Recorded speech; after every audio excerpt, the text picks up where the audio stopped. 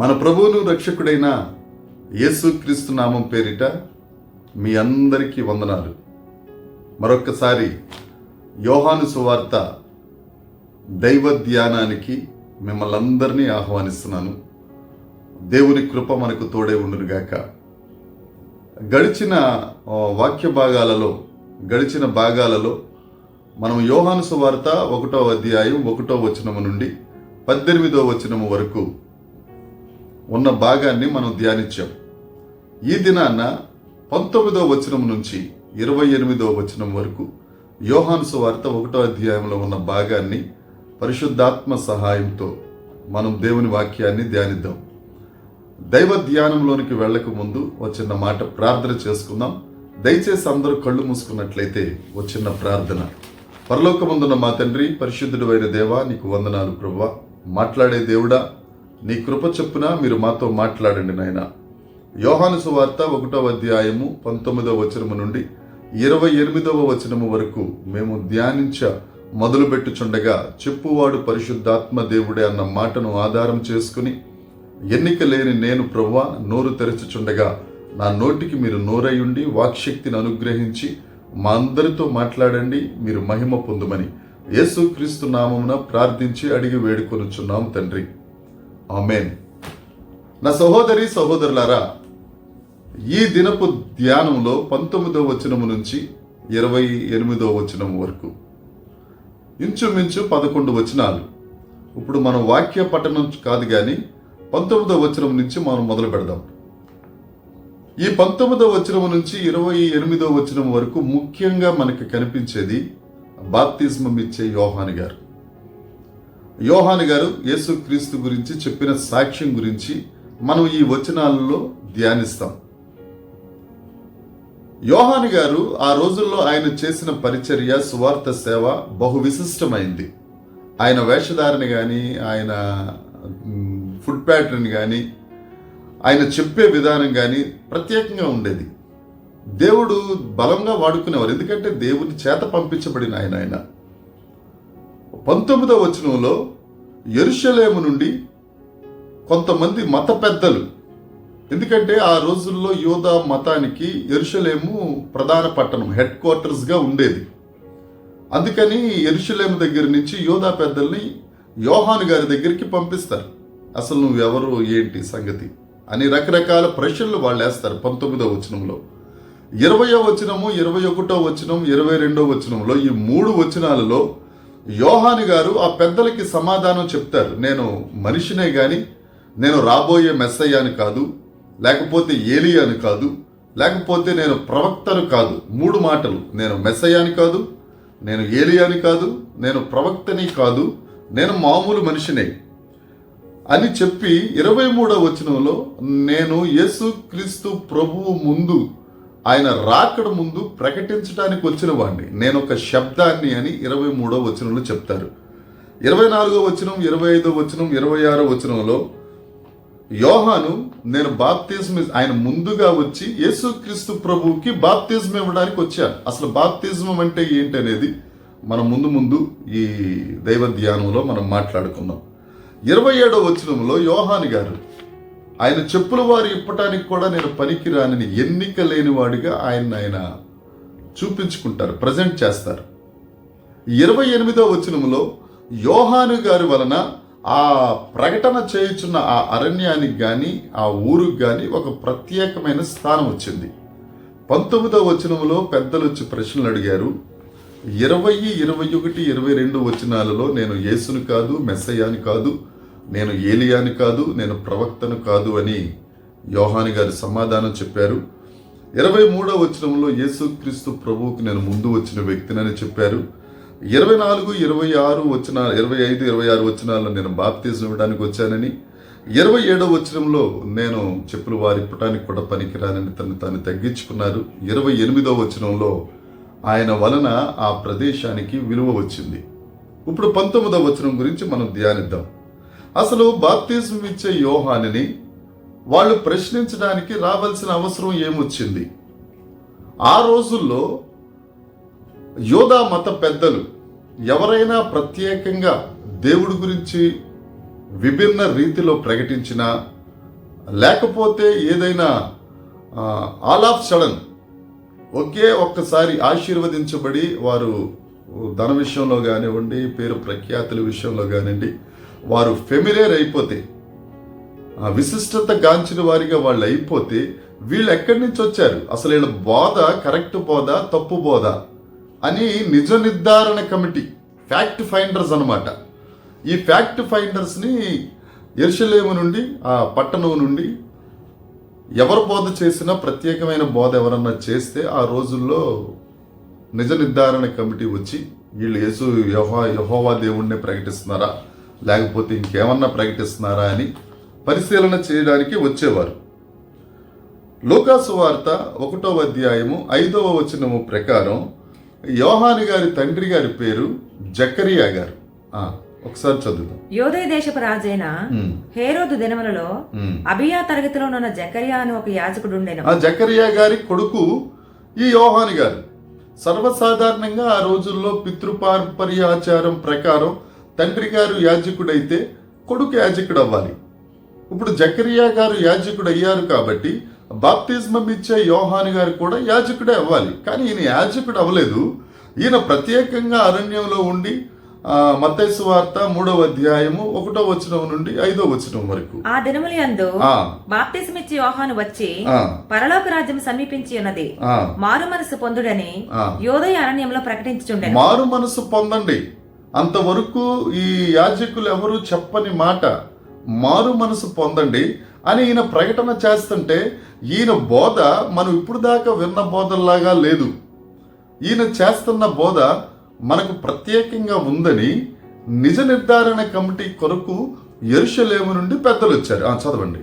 ప్రభువు మార్గం సిద్ధపరచుడి, ఆయన త్రోవలు సరళం చేయుడని అరణ్యంలో కేకవేయునొకని శబ్దమని ప్రవక్త అయిన యెషయా ద్వారా చెప్పబడిన వాడితడే. ఈ యోహాను ఒంటె రోమముల వస్త్రం, ఈయన ఒంటె రోమములు కలిగిన వస్త్రం ధరించుకుని మొల చుట్టూ తోలుదట్టి కట్టుకుని ధరించుకునివాడు, మిడతలను అడవి తేనియు అతనికి ఆహారం. ఈయన ఆహారం ప్రత్యేకంగా ఉండేది. గడిచిన కాలంలో కూడా మనం మాట్లాడుకున్నాం. ఈయన వస్త్రధారణ ప్రత్యేకంగా ఉండేది, ఈయన బోధ ప్రత్యేకంగా ఉండేది. కాబట్టి ఈ యోహాను గారిని అసలు యూదా మత ప్రచారం చేస్తున్నారా లేకపోతే అన్య మతాలని ప్రచారం చేస్తున్నారా, కరెక్ట్ బోధ తప్పు బోధ అని నిర్ధారించుకోవడానికి ఈ మత పెద్దలు వచ్చారు. ఇది 19వ వచనంలో ఉన్న మాట. 20, 21, 22 వచనాలు నేను చదువుతాను, మీరు దయచేసి పరిశుద్ధ గ్రంథం చూడమనవి. అతడు ఎరుగననక ఒప్పుకొనెను, క్రీస్తును కానని ఒప్పుకొనెను. కాగా వారు, నీవెవరవు, నీవు ఏలియావా అని అడగగా అతడు కానెనెను. నీవు ఆ ప్రవక్తవా అని అడగగా కానని ఉత్తరమిచ్చాను. కాబట్టి నీవెవరవు, మమ్ము పంపిన వానికి మేము ఉత్తరమియ్యవలెను గనుక నిన్ను గూర్చి నీవేమి చెప్పుచున్నావని అతనిని అడిగి. ఈ వచ్చిన ఈ ఫ్యాక్ట్ ఫైండర్స్, ఈ నిజ నిర్ధారణ కమిటీ వాళ్ళు యోహాను గారిని ప్రశ్న చేస్తారు. అసలు నువ్వెవరు, ఎక్కడి నుంచి వచ్చావు, ఏంటి నీ సంగతి ఏంటి అని అంటే, యోహాను గారు ఎక్కడి నుంచి వచ్చారో ఆయనకి తెలుసు. ఒక్కటే మాట, దేవుడు ఆయన్ని పంపితే ఆయన యేసుక్రీస్తుకి ముందున్నవాడిగా ఆయన ఇక్కడికి వచ్చారు. యేసు ప్రభువే దేవుడే, దేవుని చేత పంపబడిన వాడు యోహాను గారు. ఎవరు మనుషులెవరు ఆయనకి ట్రైన్ చేయలేదు, లేకపోతే ఇంకోటి చేయలేదు. దేవుడే ఆయన్ని పంపించి భూమి మీదకి పంపించారు. యేసుక్రీస్తు ప్రభువుకి ఆయన వచ్చిన మాట ఏంటంటే మార్గం సరళం చేయడానికి, యేసుక్రీస్తు ప్రభువుకి బాప్తిజం ఇవ్వడానికి ఆయన వచ్చారు. ఆ వచ్చిన పని ఆయన నిర్వర్తిస్తూ ఉంటే ఈయన బోధ ప్రత్యేకంగా ఉందని మత పెద్దలు వచ్చి, నువ్వెవరు, ఏంటి, నువ్వు క్రీస్తువా అని అడిగారు. మొదటి మాట ఆయన చెప్పింది ఏంటంటే, నేను క్రీస్తుని కాదు, నేను మెస్సయ్యాని కాదు. క్రీస్తు అనే మాట గ్రీకు పదం నుంచి వచ్చింది, మెస్సయ్య అనే మాట హీబ్రూ పదం నుంచి వచ్చింది. క్రీస్తు అన్న మెస్సయ్య అన్న అభిషక్తుడు అని అర్థం. ఆ రోజుల్లో ప్రవచనాలను బట్టి మెస్సయ్య వస్తారు అని వాళ్ళు ఎదురు చూస్తూ ఉండేవారు. ఎందుకని? మెస్సయ్య వచ్చి ఏమి చెయ్యాలని. మెస్సయ్య వచ్చి రాజకీయ పరంగా దావీదు వంశంలో నుండి వచ్చి యూదా వారిని విడిపించి ఒక గొప్ప రాజ్యంగా యూదాని, ఇశ్రాయేలు దేశాన్ని చేస్తారు అని ప్రవచనాల ప్రకారం వాళ్ళు ఈ మెస్సయ్య కోసం ఎదురు చూస్తూ ఉండేవారు. రాజకీయ పరంగా ఏంటంటే దావీదు వంశంలో నుండి మెస్సయ్య వస్తారు, ఆయన యూదుల్ని విడిపించి ఒక గొప్ప రాజ్యంగా, ప్రపంచం అంతటిని ఏలే రాజ్యంగా చేస్తారని, మెస్సయ్య అనేవారు అలా ఉంటారని. తర్వాత సైనిక పరంగా ఏంటంటే సైన్యములకు అధిపతిగా ఆయన వస్తారు, యావత్తు ప్రపంచాన్ని గెలుస్తారు. మొదటిది రాజకీయంగా వచ్చి రాజకీయంగా ప్రపంచాలలో ఇస్రాయేలు ముఖ్యమైనదిగా నిర్ణయించడానికి మెస్సయ్య వస్తారు. రెండవది సైనిక పరంగా ఏంటంటే సైన్యములకు అధిపతిగా ఆయన వచ్చి ప్రపంచాన్ని గెలుస్తారని. మూడవది మతపరంగా ఈ మెస్సయ్య వచ్చిన తర్వాత ప్రపంచం అంతటా యూదా మతాన్ని లేకపోతే ధర్మశాస్త్రాన్ని వ్యాపింపచేసి దేవుని నీతి ప్రపంచం అంతా ప్రకటిస్తారు, స్థాపిస్తారు అని మతపరంగా మెస్సయ్య గురించి వారు ఆలోచించేవారు. వ్యక్తిగతంగా మెస్సయ్య వ్యక్తిగతంగా ఏం ఆలోచించేవారంటే ఆయన సమాధానకర్త కాబట్టి ప్రపంచమంతా ఆయన సమాధానాన్ని స్థాపిస్తారని యూదుల యొక్క నమ్మకం. రాజకీయ పరంగా, సైనిక పరంగా, మతపరంగా, వ్యక్తిగత పరంగా ఆయన ఒక ప్రత్యేకమైన వ్యక్తిగా ఉండాలి. ఇస్రాయేల్ అన్నిటికంటే క్యాపిటల్ అయిపోవాలి, ప్రపంచమంతా ఒకటే రాజ్యం ఉండాలి, ఒకే సమాధానం ఉండాలి, సైన్యములకు అధిపతియగు దేవుని ఆధీనంలో ఉండాలి. ఆయన మెస్సయ్య. ఆ మెస్సయ్యగా నువ్వు మెస్సయ్య అయితే ఇలా తోలిదట్టి కట్టుకుని మిడతల తింట అరణ్యంలో ఎందుకున్నావు అని నిజ నిర్ధారణ కోసం అని చెప్పి ఆయన వచ్చారు. మనం సాధారణంగా చూస్తే యేసుక్రీస్తు ప్రభు కూడా నేను క్రీస్తుని, నేనే మెస్సయ్యానని 3 సందర్భాల్లో ఆయన ఒప్పుకున్నారు. మొదటిది మత్తయి సువార్త 16వ అధ్యాయము 16వ వచనం. అందుకు సీమోను పేతురు నీవు సజీవుడవగు దేవుని కుమారుడివి నువ్వు క్రీస్తువి, నీవు నిత్య జీవపు మాటలు కలిగిన వాడివి, నువ్వు క్రీస్తువి అని అంటే యేసుక్రీస్తు ప్రభు అక్కడ ఒప్పుకున్నారు. ఇది నీ వల్ల కలిగింది కాదు, తండ్రే నీకు బలపరిచారు కాబట్టి నువ్వు పలికావు అని చెప్పి యేసుక్రీస్తు ప్రభు నేనే క్రీస్తుని, మెస్సియాని అని ఒప్పుకున్నారు. మార్కు సువార్త 14వ అధ్యాయము 61వ వచనం. అయితే ఆయన ఉత్తరమేమీ చెప్పక ఊరకుండే. ప్రధాన యాజకుడు యేసుక్రీస్తు ప్రభువుని శిలువ మరణానికి తీసుకెళ్లే ముందు ప్రధాన యాజకులు న్యాయ విమర్శ చేసినప్పుడు ఆయన ప్రధాన యాజకుడు అడుగుతారు ఏమని? 61వ వచనం. తిరిగి ప్రధాన యాజకుడు పరమాత్మని కుమారుడైన క్రీస్తువు నువ్వా అని అడిగితే ఆయన నేనే అంటాడు. యేసు నీతో మాట్లాడుచున్న నేనే అని ఆయనని. దేవునికి స్తోత్రం. మొదటిసారి పేతురు క్రీస్తువు నువ్వు నిత్య జీవపు మాటలు కలిగినడు అంటే ఓకే అన్నారు. రెండోసారి ప్రధాన యాజకుడు అడిగినప్పుడు నేనే క్రీస్తు అన్నారు. మూడవది యోహాను సువార్త 4వ అధ్యాయము 26వ వచనం. సమరయ స్త్రీ దగ్గర యేసుక్రీస్తు ప్రభు మాట్లాడుతున్నప్పుడు సమరయ స్త్రీ అంటది మాకు మెస్సయ్య వస్తాడని మేము ఎదురు చూస్తున్నాం అని ఆ సమరయ స్త్రీ అన్నప్పుడు యేసుక్రీస్తు ప్రభు పలికిన మాట 4వ అధ్యాయము 26వ వచనం యోహాను సువార్త. యేసు నీతో మాట్లాడుచున్న నేనే ఆయననని. ఆ మెస్సయ్యాని మీరు ఏ మెస్సయ్యా కోసమైతే ఎదురు చూస్తున్నారో ఆ మెస్సయ్యాని నేనే, సమాధానకర్తను నేనే, ప్రపంచమంతా సమాధానాన్ని ఇచ్చేవారిని నేనే, సైన్యములకు అధిపతియగు దేవుణ్ణి నేనే. క్రైస్తవులను ప్రతి ఒక్కరిని యేసుక్రీస్తు రక్తం కింద ఏ నామము చేతైతే రక్షించబడతారో ఆ నామమని ధరించిన వారిని నేనే అని యేసుక్రీస్తు ప్రభు ఒప్పుకున్నారు. యేసుక్రీస్తులో యేసు అనంటే సంపూర్ణముగా మానవుడు, క్రీస్తు అంటే సంపూర్ణముగా దేవుని కుమారుడు. ఈ మెస్సయ్య కోసం, ఈ యేసుక్రీస్తు కోసం, లేకపోతే ఈ అభిషక్తుని కోసం ముందుగానే ఈయన ప్రవక్తని, ఈయన యాజకుడని, ఈయన రాజని పూర్వీకులు ప్రవచించారు. ఆ ప్రవచనాల్లో మొట్టమొదటిగా ద్వితీయోపదేశకాండం 18వ అధ్యాయము 18వ వచనం మోషే గారు ప్రవచించారు. మోషే గారు చెప్పారు 18 ద్వితీయోపదేశకాండంలో వారి సహోదరుల్లో నుండి నీ వంటి ప్రవక్తను వారి కొరకు పుట్టిస్తాను. ఓ ప్రవక్త వస్తారు. ఇప్పుడు ప్రవక్తల్లాగా వారు ఉండి మరణించే ప్రవక్తలు కాదు. ఒక ప్రవక్త వస్తారు, ఆయన నిరంతరము మాట్లాడుతుంటారు. నిరంతరము దేవునికి మనుషులకి మధ్యవర్తిగా ఉండి దేవుని యొక్క ఉద్దేశాలను తన ప్రజలకు తెలియచేసే ఒక ప్రవక్త పుడతారు అని మెస్సయ్య యేసుక్రీస్తు కోసం ప్రవచించారు.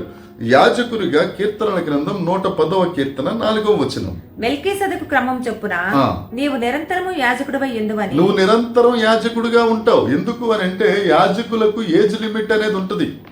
హెబ్రీ పత్రిక 7వ అధ్యాయం 23-24 వచనాల్లో కూడా ఆ మాట ఉంటుంది. యాజకులు కొంతకాలం ఉండి వారు వెళ్ళిపోతారు.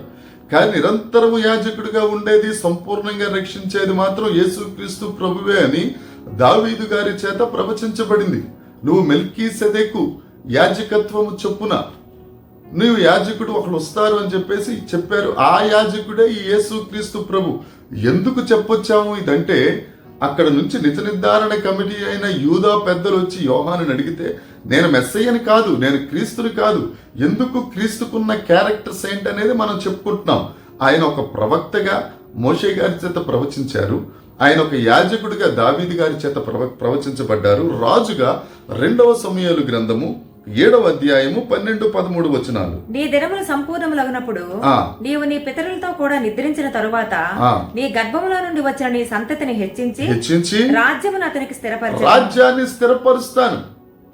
అందుకనే లోకా సువార్తలో ఉంటది ఈ రాజ్య సువార్త, ప్రకటన గ్రంథంలో ఉంటది ఈ నిత్య సువార్త.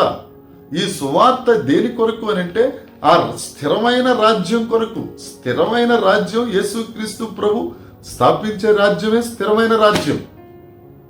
నీవు క్రీస్తువు కాదా అనంటే యోహాను ఎందుకు కాదన్నాడంటే, ఆయన మెస్సయ్య. ఆయన రాజకీయ పరంగా, మతపరంగా, సైనిక పరంగా, ఆ వ్యక్తిగత పరంగా ఆయన ఉన్నతుడు. యేసుక్రీస్తు ప్రభు కూడా నేనే మెస్సయ్య అని ఒప్పుకున్నాడు. ఆయన ప్రవచన పుత్రుడు. ప్రవక్తగా మోషే ప్రవచించారు, యాజకుడిగా దావీదు గారు ప్రవచించారు, రాజుగా సమూయేలు గారు ప్రవచించారు. ఈ చెప్పిన మాటలను బట్టి యేసుక్రీస్తు ప్రభువే మెస్సయ్య, ఆయనను నేను కాదు. తర్వాత ఇప్పుడు ప్రవక్తలు కానీ, యాజకులు కానీ, రాజులు కానీ వీళ్ళందరూ మన వాక్యంలో చూసుకున్నట్లయితే ఒలీవ నూనెతో, ఆలివ్ ఆయిల్తో వాళ్ళని అభిషేకించాలి. కానీ మన దేవుడు గొప్ప దేవుడు కదా, ఆయన ప్రత్యేకింపబడినవాడు, ప్రత్యేకమైన దేవుడు మన దేవుడు. మన దేవుడిని ఎవరు అభిషేకించలేదు. మత్తయి సువార్త 3వ అధ్యాయము 16వ వచనంలో ఒక మాట ఉంటుంది. యేసు బాప్తిస్మం పొందిన యేసు ప్రభు బాప్తిస్మం తీసుకున్న తర్వాత నేలలో నుండి ఒడ్డునకు వచ్చాను. నేలలో నుండి ఒడ్డుకు వచ్చారు ఆయన. ఇదిగో ఆకాశం తెరవబడింది. ఆకాశం తెరవబడింది. దేవునికి స్తోత్రం. దేవుని ఆత్మ పావురము వలె దిగి తన మీదకి వచ్చుట చూసింది. ఆకాశం నుండి ఒక శబ్దం, ఈయన నా ప్రియకుమారుడు, ఈయన యందు నేను ఆనందిస్తున్నానని. యేసుక్రీస్తు ప్రభు మీదకి పరిశుద్ధాత్మ దేవుడు పావురముగా రాగా ఆకాశం తెరవబడి ఈయన నా ప్రియకుమారుడని దేవుడు చెప్పాడు. That is the Messiah. నేను కాదు మెస్సయ్యని, మీరు ఎందుకు నన్ను మెస్సయ్య అని పొరపడుతున్నారు? ఆఖరికి యోహాను సువార్తలోనే రాబోయే కాలంలో ఉంటుంది. మచ్చు తునకగా 2 మాటలు చెప్తాను. ఆయన గురించి కొంతమంది సాక్ష్యం చెప్పారు. ఆంద్రే గారు 1వ అధ్యాయం 41వ వచనంలో సాక్ష్యం చెప్పారు, నేను మెస్సయ్యను కనుగొన్నాను అని. ఇతడు మొదట తన సహోదరుడైన సీమోనును చూచి మేము మెస్సియాను కనుగొన్నాం. ఆయన చూడగానే అర్థమైపోద్ది. ఆయన 10,000లలో అతి శ్రేష్ఠుడు, ప్రత్యేకంగా కనపడేవాడు. ఆయన కనుగొనగానే అబ్బాయి ఇది సపరేట్ గా ఉన్నారే, ఈయన మెస్సయ్య అని నేను కనుగొన్నానని ఆంద్రే గారు చెప్పారు.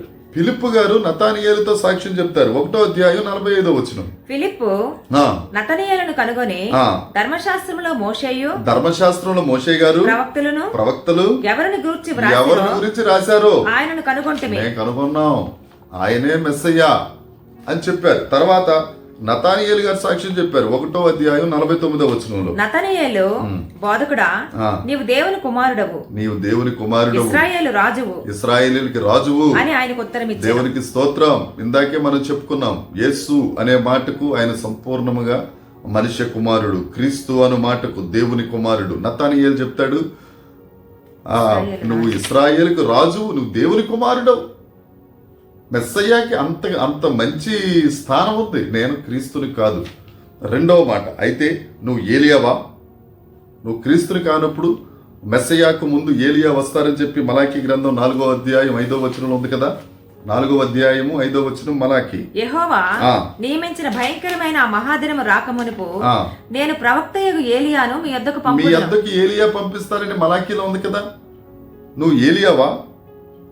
నువ్వు ఏలియాగా ఇక్కడికి వచ్చావా అని అంటే ఆయన అంటారు, నేను ఏలియాని కాదు, నేను ఒక సామాన్యుడు మనుషుణ్ణి. ఏలియా ఆత్మ కలిగిన వాడు.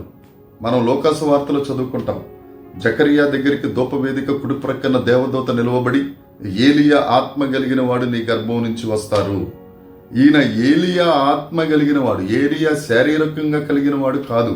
కాబట్టి ఆయన చెప్తాడు, నేను క్రీస్తుని కాదు, నేను ఏలియా ప్రవక్తని కాదు. మరి నువ్వు ప్రవక్తవా అని అంటే ప్రవక్తను కూడా కాదు అంటాడు. యోహాను సువార్త 7వ అధ్యాయము 10వ వచనం. యోహాను సువార్త 7వ అధ్యాయము 10వ వచనం. చాలా మంది ఇర్మియా గారు, యెషయా గారు వీళ్ళు ప్రవక్తలుగా వస్తారు. ఆ ద్వితీయోపదేశకాండం 18వ అధ్యాయం 18వ వచనంలో చెప్పినట్లుగా ఒక ప్రవక్త మీలోంచి పుడతారు కదా, ఆ ప్రవక్త నువ్వా అని అంటే నేను కాదు అని అంటాడు. 20వ వచనం, 21వ వచనం, 22వ వచనంలో వారు అడిగిన ప్రశ్నలకి యోహాను గారు చెప్పిన సాక్ష్యం. నువ్వు క్రీస్తువా? కాదు. నువ్వు ప్రవక్తవా? కాదు. నువ్వు ఏలియావా? కాదు.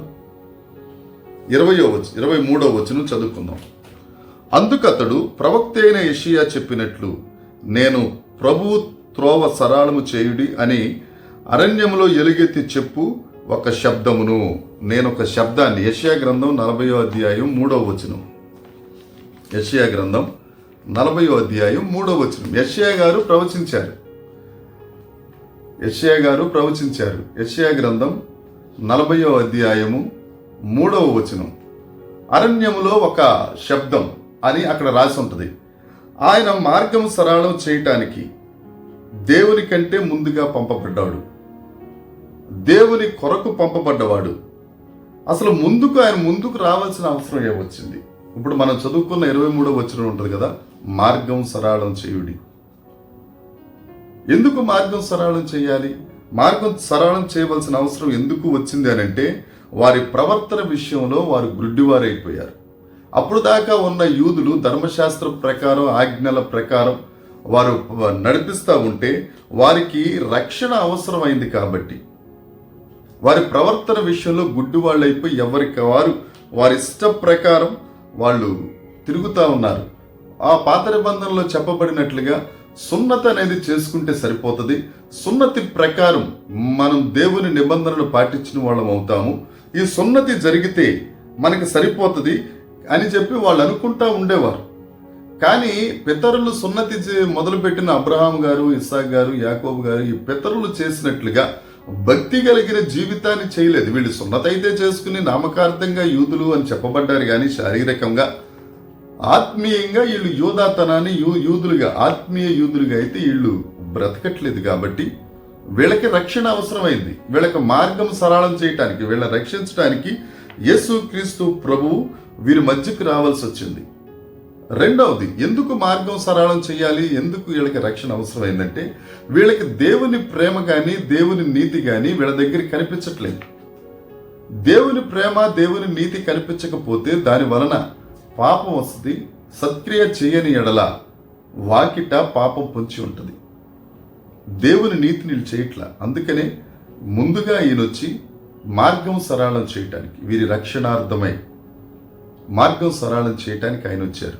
అందుకనే యోహాను సువార్త 3వ అధ్యాయము 16వ వచనంలో ఉంటుంది, దేవుడు లోకమును ఎంతో ప్రేమించారు కాగా ఆయన తన అద్వితీయ కుమారునిగా లేక జనితైక కుమారుడుగా పుట్టిన వాని యందు విశ్వాసముంచు ప్రతివాడు నశింపక నిత్య జీవం పొందడానికి వీళ్ళు నశించిపోతున్నారు.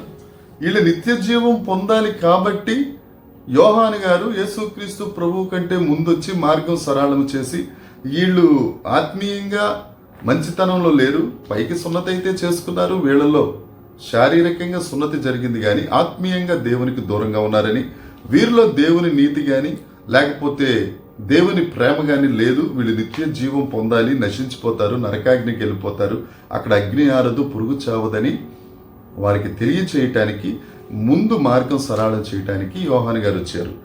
మార్కు సువార్త 4వ అధ్యాయము 17వ వచనం.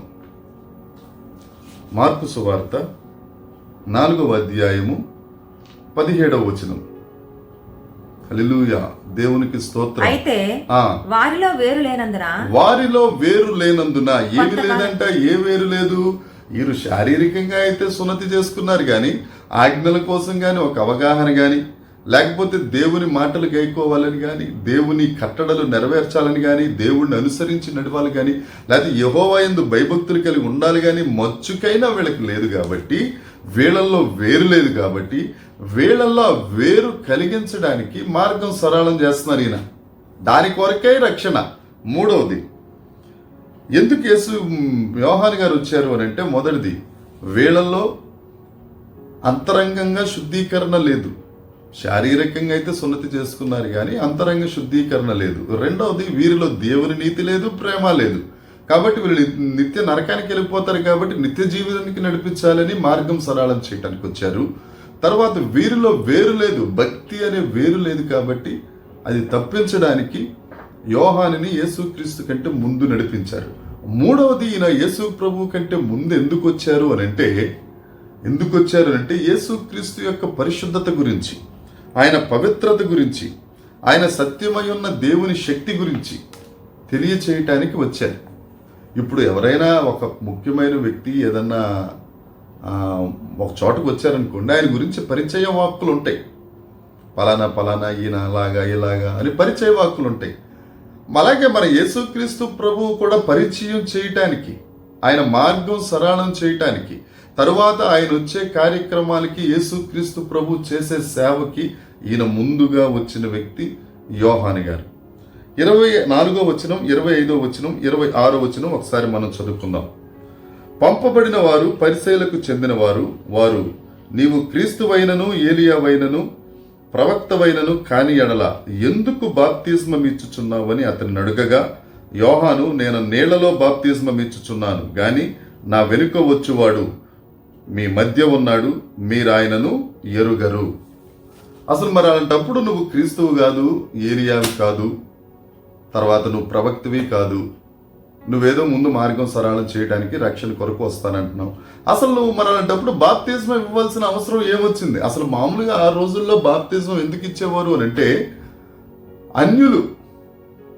అన్యులు యూదా మతంలోనికి చేరతారు అని అంటే వాళ్ళని నీళ్ల బాప్తిజం ఇచ్చి వాళ్ళకున్న అన్య జాతి దాని నుంచి తీసుకొచ్చి యూదుల్లో కలుపుకునేవారు. మగవాళ్ళైతే తప్పదు, సున్నతి చేసేవారు.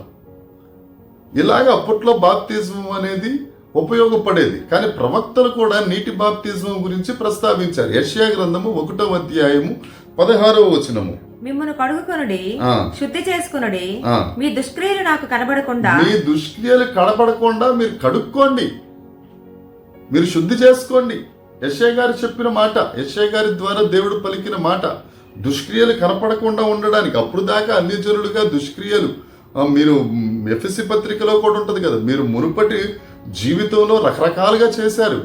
కానీ యేసుక్రీస్తు కృపచేత మీరు రక్షించబడాలి. మీరు బాప్తిజం తీసుకుని వాటిని విడిచిపెట్టి ఇదిగో సమస్తము నూతనమైనవిగా, ఇక మీరు నూతన సృష్టిగా మారడానికి, దుష్క్రియలు కనపడకుండా ఉండడానికి మనల్ని మనం శుద్ధీకరించుకుని నీటి బాప్తిజమము తీసుకోవాలి. యెషయా గారు చెప్పిన మాట. జకరియా 13వ అధ్యాయము 1వ వచనం, ఆ దినమున పాపమును అపవిత్రతను పరిహరించడానికి దావీదు సంతతిలో నుంచి ఒక నీటి ఓట, ఆ ఓట యేసుక్రీస్తు ప్రభువే. మనలో ఉన్న పాపాన్ని, మనలో ఉన్న అపవిత్రతాన్ని ఆ యేసుక్రీస్తు అనే ఓటలో మనం బాప్తిజం తీసుకోవాలి. ఈ పని చేయటానికి యోహాను గారు ముందుగా వచ్చారు.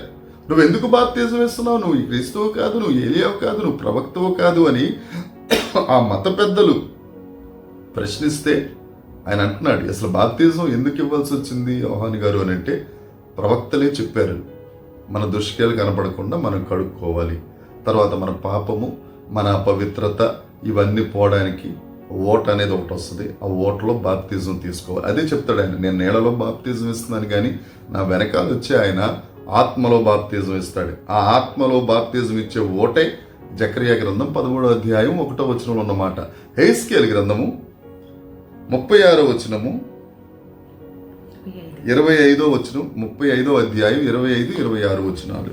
మీ అపవిత్రత యావత్తు పోవునట్లు నేను మీ మీద శుద్ధ జలం, అపవిత్రత పోవడం కోసం దానికి ముంగుర్తుగా బాప్తిజమం, శుద్ధ జలం నేను జల్లుతాను. చదవండి. మీ విగ్రహాల వలన మీకు కలిగిన అపవిత్రత, మనలో కొన్ని విగ్రహాలు ఉన్నాయి, కొన్ని విగ్రహాలు ఉన్నాయి. విగ్రహాలు అని అంటే మనం ఎక్కడెక్కడికో వెళ్ళిపోవాల్సిన పని లేదు. మనలో కొన్ని విగ్రహాలు ఉన్నాయి. ఆ విగ్రహాల వల్ల వచ్చిన అపవిత్రతను తొలగించుకోవడానికి బాప్తిజం అనే శుద్ధ జలం మనం జల్లుకోవాలి. అలాగని చెప్పేసి 6 నెలలకి 3 నెలలకి జలాలు జల్లేసి బాప్తిజం తీసుకున్న లెక్క కాదు. పొరపాటు. ప్రవహిస్తున్న నీటిలో యోహాను గారు బాప్తిజం ఇచ్చారు. వారు అడిగారు, ఎందుకు బాప్తిజం ఇస్తున్నారంటే ఇది ఇలా జరిగింది. యెషయా గారు ఇలా చెప్పారు. యెషయా గ్రంథం 1:16లో, జకర్యా గ్రంథంలో 13:1 ఇలాగుంది, ఓట వస్తుంది. హెస్కేల్ గ్రంథం 35:25-26లో శుద్ధ జలం జల్లాలి, అన్య దేవతల వలన. చదవండి. 36:26 నూతన హృదయం మీకు ఇచ్చేదను, నూతన హృదయం ఇవ్వడానికి, నూతన స్వభావం మీకు కలుగజేసేదను, స్వభావం ఇవ్వడానికి ఈ బాప్తిజం. రాతి గుండె మీలో నుండి తీసివేసి మాంసపు గుండె ఇవ్వడానికి. ఎందుకు బాప్తిజం ఇస్తున్నామని యోధా పెద్దలు అడిగిన మాటలకి యోహాను గారు చెప్పిన ఆన్సర్లు ఇవి. మన పాపాలు దుష్కీలు కనపడకుండా మరి కడుక్కోవాలి కదా. మరి ఓటు ఒకటి వస్తుంది కదా, ఓట్లో మనం బాప్తిజం తీసుకోవాలి కదా మన పాపము అపవిత్రత పోవడానికి. 3వది, శుద్ధ జలం జల్లుకుని అన్ని దేవతల వల్ల వచ్చిన అపవిత్రత తొలగిపోయి నూతన స్వభావం, నూతన మనసు, రాతిగుండిపోయి మాంసగుండి రావాలంటే బాప్తిజం తీసుకోవాలి కదా. మనం పాపం పోగొట్టుకోవడానికి, మన పాపాల నుంచి కడుక్కోవడానికి ఈ బాప్తిజం అవసరమని యోహాను గారు వారికి సమాధానం చెప్పారు. 27వ వచనం, యోహాను సువార్త 27వ వచనం.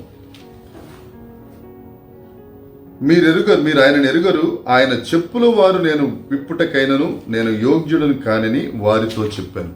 ఇక్కడ యోహాను గారు ఎంత తగ్గించుకున్నారు అని అంటే, ఇప్పటికీ కూడా ఇశ్రాయేలు దేశంలో వాళ్ళ ఇంటికి ఎవరైనా బంధువులు వచ్చినా, అతిథులు ఎవరైనా వస్తే వాళ్ళు పాదాలు కడిగి వాళ్ళ చెప్పులు ఓడదీసి పాదాలు కడిగి ఆ చెప్పులు పక్కన పెట్టడం అనేది ఇప్పటికీ కూడా వారికి మర్యాద పూర్వకమైన ఆచారం.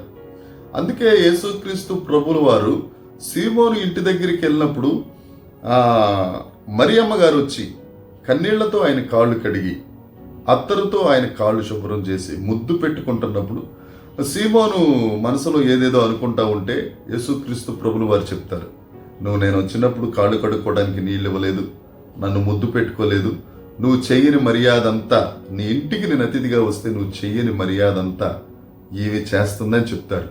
అదే ఆచారం ఇప్పటికీ కొనసాగుతూ ఉంది. ఎవరైనా ఒక అతిథి వస్తే వాళ్ళ చెప్పులు విప్పాలి, వాళ్ళ కాళ్ళు కడగాలి. ఇక్కడ యోహాను గారు అంటారు, ఆయన చెప్పులు వారు ఇప్పడానికి కూడా నేను పనికిరాను. అంటే బానిస కంటే తక్కువగా ఆయన తన్ను తాను తగ్గించుకుంటున్నాడు. సామాన్యంగా యేసుక్రీస్తు ప్రభు కూడా చెప్తారు, నేను పరిచర్య చేయటానికే నేను వచ్చాను కానీ పరిచర్య చేయించుకోవడానికి రాలేదు. మేడగది మీద వారి కాళ్ళు కడుగుతున్నప్పుడు చెప్తున్న మాట.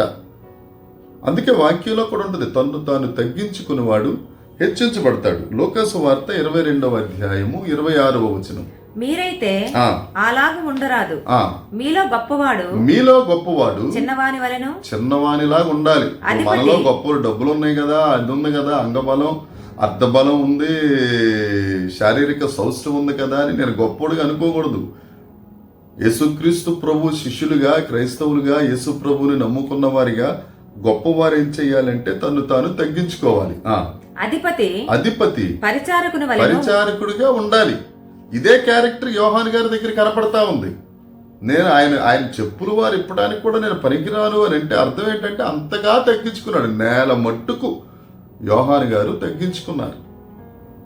అందుకే స్త్రీలు కనిన వారిలో యోహాను వంటి వాడు లేడు. ఎంత ఘనమైన మనిషి అండి ఆయన. ఫిలిప్పీ పత్రిక 2వ అధ్యాయము 3వ వచనం. కక్ష చేతనైనను వృధాతిశయము చేతనైనను ఏమీ చేయక వినయమైన మనస్సు గలవారే. వినయం మనసు కావాలి క్రైస్తవులకి. ఒకరినొకరు తనకంటే యోగ్యులుగా ఎంచుకోవాలి. ఎక్కడండి ఈ రోజుల్లో ఎక్కడ కనిపిస్తుంది ఒకరికంటే ఒకరు యోగ్యులుగా? ఎక్కడ చూసినా తప్పులు ఎతకడమే తప్ప తప్పులు ఎన్నువారు తమ తప్పులు ఎరుగరు.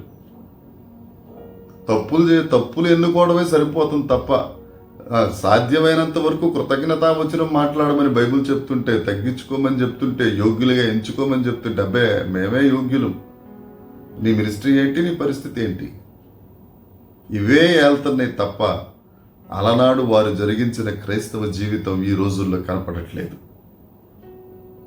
వాక్యం వింటున్న నా సహోదరి సహోదరులారా, యోధా పెద్దలు వచ్చి నిలదీసి అడుగుతున్నారు యోహాను గారిని, నువ్వెవరివి?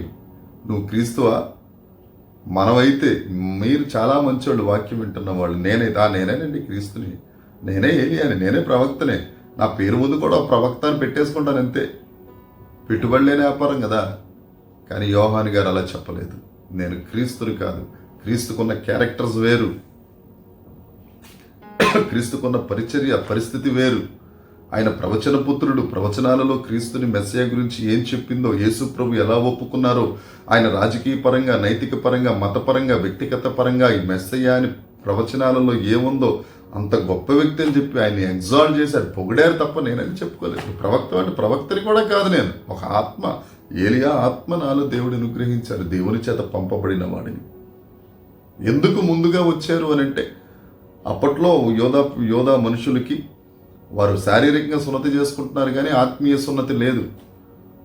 కాబట్టి వారికి రక్షణ అవసరం. కాబట్టి మార్గం సరళం చేయడానికి రక్షణ కోసమని ఆయన వచ్చారు. దేవుని నీతి లేదు, దేవుని ప్రేమ లేదు, నిత్య జీవం వెళ్ళే అర్హత లేదు. వారికి నిత్య జీవం అనుగ్రహించడానికి ఆయన వచ్చారు. వారిలో వేరు లేదు, భక్తి లేదు. వారిలో భక్తిని పుట్టించడానికి, యెహోవా దేవుని యందు భయభక్తులు కలిగించడానికి యేసుక్రీస్తు ప్రభువుకి మార్గం సరళం చేయడానికి వచ్చారు. మూడవది, ఆయన పరిశుద్ధత గురించి, పవిత్రత గురించి, ఆయన గొప్పతనం గురించి, ఆయన ఔన్నత్యం గురించి చెప్పడానికి వచ్చారు. ఆయన అరణ్యంలో ఒక శబ్దం. ఎందుకు బాప్తిజం ఇస్తున్నారంటే దుష్క్రియలు కడుక్కోవడానికి బాప్తిజం ఇచ్చారు. రెండవది, ఆ ఓట దగ్గర మన పాపము అపవిత్రత పోగొట్టుకోవడానికి జకరియా 13:1 ప్రకారం. మూడవది, శుద్ధ జలం చల్లుకుని రాతి హృదయం పోయి మాంసపు హృదయం తీసుకోవడానికి. మొహమాటం లేకుండా ఓపెన్గా చెప్పారండి యోహాను గారు.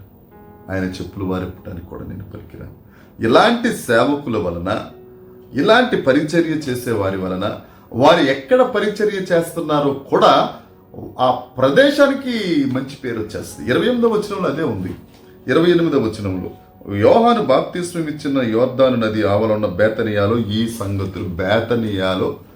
సంగతులు జరిగాయి. యెరూషలేముకి చాలా దూరం బేతనియా అరణ్యంలో ఈయన చేశారు. బైబిల్లో రాశారు ఆయన పేరు, బేతనియాలో ఆయన సేవ చేశాడు అని. దేవునికి స్తోత్రం. ప్రవక్తలలో పెద్ద ప్రవక్త గారు ఎలీషా గారు 2వ రాజుల గ్రంథం 5వ అధ్యాయము 3వ వచనం. అక్కడ ఒక చిన్న పిల్ల యజమానురాలికి చెప్తుంది, నా యజమానుడు ఆ ప్రవక్త దగ్గర ఉండడం మంచిది. అది షోమ్రోనున్న ప్రవక్త దగ్గర ఎలీషా గారు ఉన్నారు. అక్కడ నా ఏలినవాడు ఉండవలనని, ఆ నయమాను గారికి కుష్ఠరోగం వచ్చేసి ఆ పరిస్థితి అంతా చూసి పాప మా పిల్ల చెప్తుంది, నా ఏలినవాడు ఆ షోమ్రోన్లో ప్రవక్తున్నాడే, షోమ్రోన్లో ప్రవక్తున్నాడు, యెహోవా యందు భయభక్తులు కలిగిన ప్రవక్త. ఆయన దగ్గరికి వెళ్ళిపోతే చాలమ్మా, అతడు నా ఏలినవానికి దేవునికి కలిగిన కుష్ఠరోగమును బాగు చేసేస్తాడు. తన యజమానురాలితో అనెను. మనం చేస్తున్న పరిచర్యను బట్టి, మనం తగ్గించుకున్న విధానాన్ని బట్టి మనం ఉన్న స్థలానికి గుర్తింపు వస్తుందా? మన వల్ల దేవునికి ఇష్టమైన సేవ, దేవునికి ఇష్టడుగా మనం దేవుని పరిచర్య చేయగలుగుతున్నామా? ఒక్కసారి మనం ఆలోచిద్దాం. యోహాను సువార్త 1వ అధ్యాయం 1వ వచనం నుండి 28వ వచనం వరకు ధ్యానించడానికి దేవుడు కృప చూపించారు. యోహాను గారిలో ఉన్న గుణ లక్షణాలు. ఇంతకు ముందు కూడా మనం యోహాను గారి గురించి మనం ప్రస్తావించుకున్నాం. యోహాను సువార్త 1వ అధ్యాయం 6, 7, 8 వచనాల్లో ఆయన వెలుగుగా ఇక్కడున్నారు. యేసుక్రీస్తు ప్రభు వెలుగైతే ఆయన వెలుగు ప్రకాశింపచేసేవాడు, రిఫ్లెక్ట్ అవుతా ఉంటే ఈయన వెలుగుతూ ఉండేవాడు. నేను ఆ వెలుగుని కాదు, ఆ వెలుగు వేరు, కానీ ఆ వెలుగు నా మీద పడింది కాబట్టి నేను వెలుగుని సాక్ష్యం చెప్పారు ఆయన. అలాగే 19వ వచనం నుంచి 28వ వచనం వరకు ఆయన నేను క్రీస్తుని కాదు, నేను ఒక శబ్దాన్ని అని ఒప్పుకున్నారు. నా సహోదరుడా సహోదరి, మనం కూడా మనల్ని మనం తగ్గించుకుందాం. మన ముందు ఉన్న భక్తుల జీవితాలను మనం ఎగ్జాంపులరీగా తీసుకుని దేవుని మహిమార్థమే మనం జీవిద్దాం. దేవుడి మాటలను దీవించిన గాక. చిన్న మాట ప్రార్థన చేసుకుని ఈ ధ్యానమును ముగించుకుందాం. పరలోకమందున్న మా తండ్రి, పరిశుద్ధుడైన దేవా, నీకు వందనాలు తండ్రి. యోహాను సువార్త 1వ అధ్యాయం 19వ వచనం నుంచి 28వ వచనం వరకు ధ్యానించడానికి మీరే కృప దయచేశారు, మీరే మాట్లాడారు నాయన. ఈ మాటలు మా హృదయాలలో నూరంతులుగా ఫలించినట్లు సహాయం చేయండి, దీవించండి. దేవా, నేను నీ సేవకులుగా, నిజమైన సేవకులుగా, మీ ఎక్స్ట్రాడినరీ మినిస్ట్రీ ఎక్స్ట్రాడినరీ చేయవారిగా, కాంప్రమైజ్ కాని వారిగా దేవా మేము చేయగలుగుటకు ప్రత్యేకపరిచి మహిమ పొందమని యేసుక్రీస్తు నామమున ప్రార్థించి అడిగి వేడుకొనుచున్నాం తండ్రి. ఆమేన్. ఆమేన్. అందరికీ వందనాలు. దేవుడు మిమ్మల్ని దీవించును గాక. ఆమేన్.